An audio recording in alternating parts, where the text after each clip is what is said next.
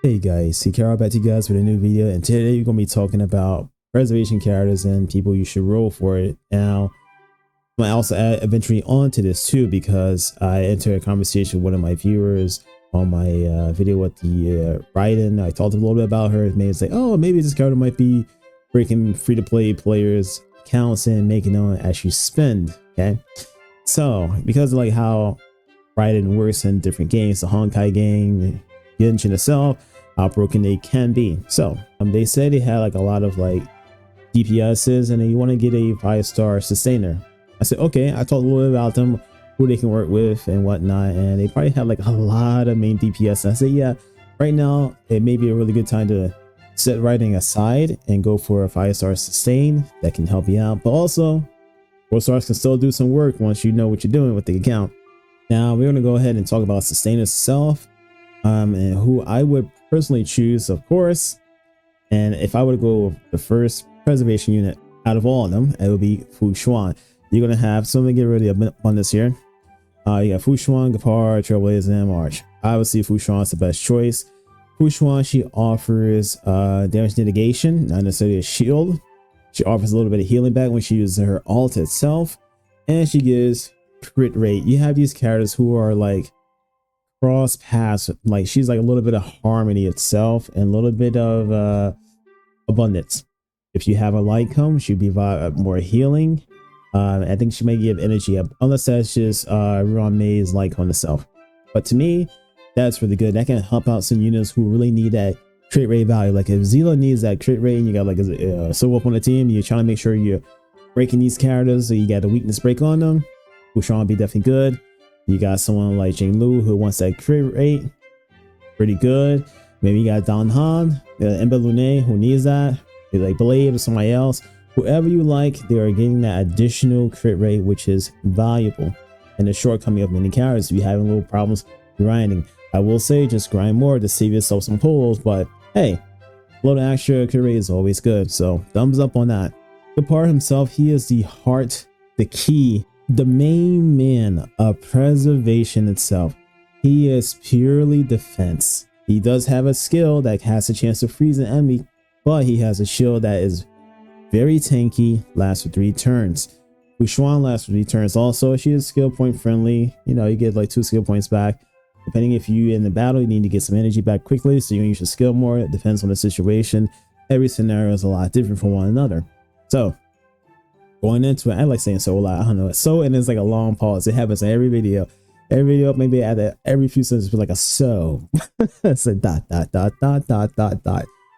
So, Gapar, he's a free-to-play choice. You know, limited banner. Oh, standard banner. Sorry, standard banner character. You can also give him 300 pulls. I don't recommend it. I personally, like in my other video of who to choose for your 300 wish, Bronya, well, it'll probably fall into someone like Himiko and Clara. For me, it'll be Clara and then Himiko. Then you have the Trailblazer himself, the MC. They are free, of course. You guys already have experience with this character. The shield is on the weaker side, so you can keep it up doing some attacks. You can also do taunting, which also puts damage negation on your character, and the enemies will go ahead and attack you, filling up your energy. Once you do your ult itself, everyone gets a AoE shield. So it is weak.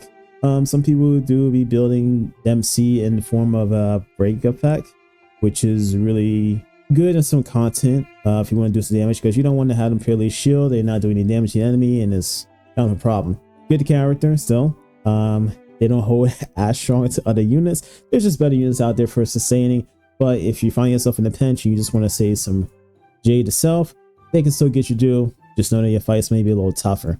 It just means that your DPS has to kill quicker. March itself, hey, freeze bot. There's a lot of videos out there of her doing stuff like that, freezing the enemy, keeping them at bay with the alt's ability. If you have effect hit rate, some energy charge, and you keep it going, that's a way of sustaining because no one's taking damage. She does provide a shield, but the shield is only, you know, it's good. She does a little bit of counter attack. She can help get her ult up. There is little healing in the E6, but it's not really worth it. But hey, look, if you're unlucky, you got a bunch of March, hey, cool. It's a plus in my opinion. So she is a good character. if you know what you're doing, if you know what you're doing, if you know what you're doing, she's consistent, but it might a little be troublesome against other units. But I will also say this, I forgot to add, for Fushuan, she also has a prevent you from getting like a debuff like Haka dominance and whatnot. One time. March herself, she has her skill when she buys a shield, she dispels one debuff on you. Gapard doesn't have that. Trailblazer doesn't have that, but I guess Gapard's tanky shield can make up for that, but it can be really tedious of getting dominated by Kafka or getting imprisoned, getting frozen. Plus, a lot of content is pretty tedious. This is why you have sometimes the abundance characters. So you think of like March herself, a little bit of abundance inside of her, and you have Fushuan, a little bit of abundance inside of her to keep that crowd control from happening. So now we add other sustainers into this. We have Hua, Bailu, Luocha, Lynx, Natasha, March, MC, free units. When I first started the game, I got Bailu, so that was really helpful to me.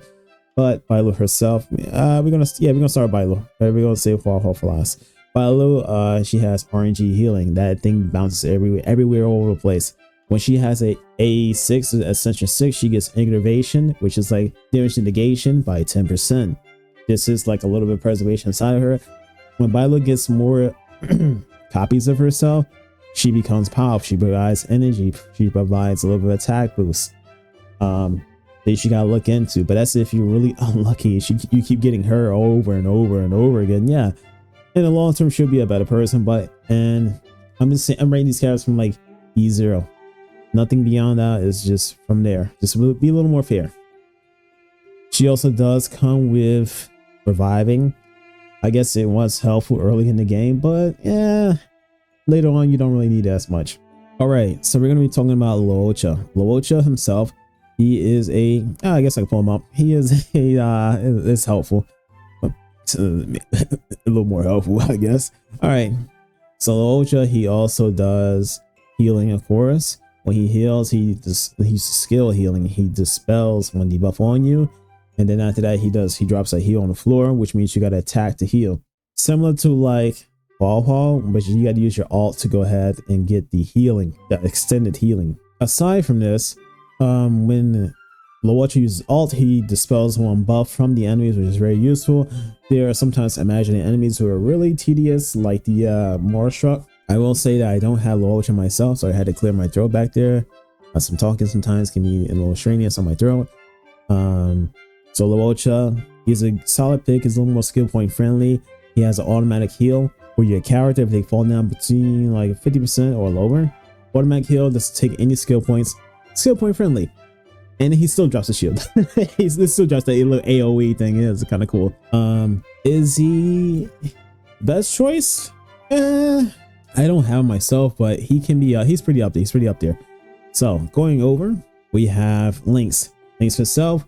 When she uses she kind of operates just like Natasha, just that when she uses her skill, a healing, if you use it on a destruction character or preservation character, it increases the aggro. The same with March's shield itself, it increases the aggro on that character. Lynx comes with AoE healing, very, very good. This is what set her apart from Natasha herself. They pretty much do the same thing in terms of the healing over time. Other than that, that's pretty much you can say about her. She comes for free. Tasha, pretty much like Lynx, she does have to use her skill to dispel one debuff on your character. Early game character. Everyone been through her, but no, not in that kind of way. And then we will move over to Hua. Hua herself, she has been a solid pick. I had to suffer a little bit with Lynx for a while. She was good for a time. I had to pass up on Luocha. I was running my account as a free-to-play account. I stopped being a free-to-play and started spending on supply and battle pass this month. So Hua herself, I guess I can go here too at this. She's been providing really good stuff for me. Like a little bit of healing over time for her using a skill as often. At times I pair her with Jane Lu, which really kills off the talent effect really quickly and kills it off really quickly. So you don't have to always use a skill to get rid of the buff on your character. The buff on your character. Sometimes the talent can remove that itself. when you use the ultimate ability, you would have to use ultimate ability for the additional healing. You had to use your alt for your characters, which provides healing. I think sometimes it may be a little AoE healing too. She also provides the attack boost. Oh my god, oh, that's beautiful. It's very useful. Attack boost and energy for your characters. Things like that helps your main DPS, your other support character, or other do DPS, do more damage and limit damage. This is something you would most likely go for, but as usual, all these characters will get power creep. Ultra came out, he was like broken as hell. Wuxuan came out, she was like broken as hell. Wahoo come out, it was like, yo, universally really good. I mean, these characters are really good, but every account is completely different from one another. Everyone can utilize the characters however they wish. It's just how you play. Sometimes it depends on the content you're going against. So if you're going against content with enemies that don't really like crowd control you, Bailu's still really good, Gopar is really good. If you're going against enemies who are crowd control you all the time, wow, Luocha, Lynx, Natasha, March, really good people. Trailblazers, sure, they can put the aggro onto them, but just make sure you have enough effect resistance, you know, to like not get controlled. This can also work for universally anybody. Having effect resistance is good.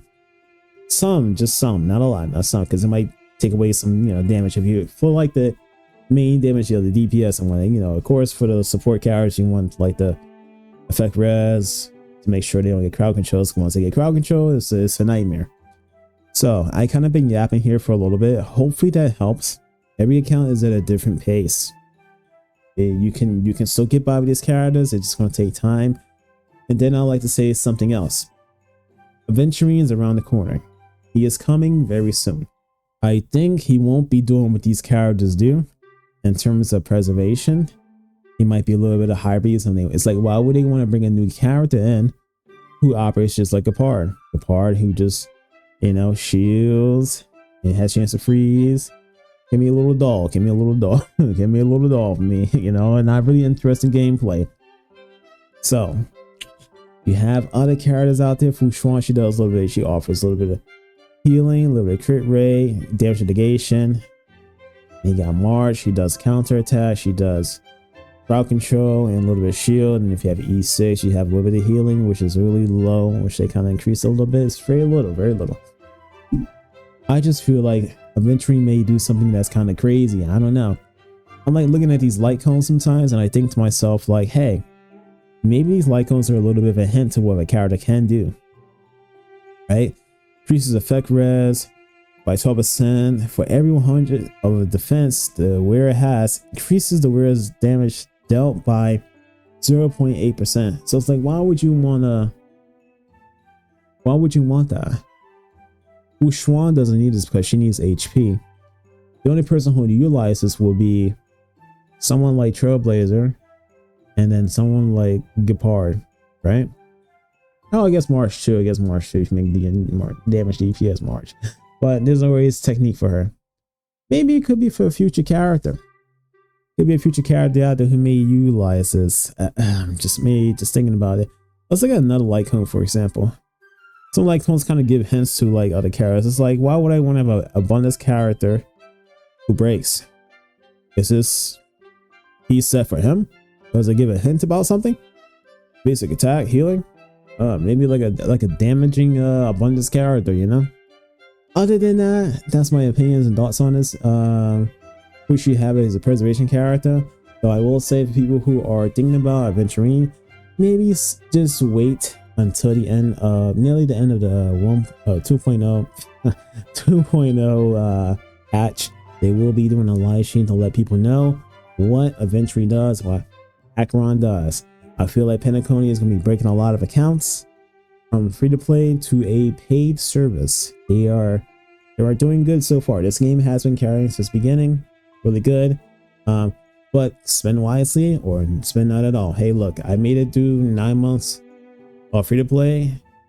To this point, I only put down money just for do more content and talk about other characters and give some feedback and thoughts to other people, just for content. That's all it is.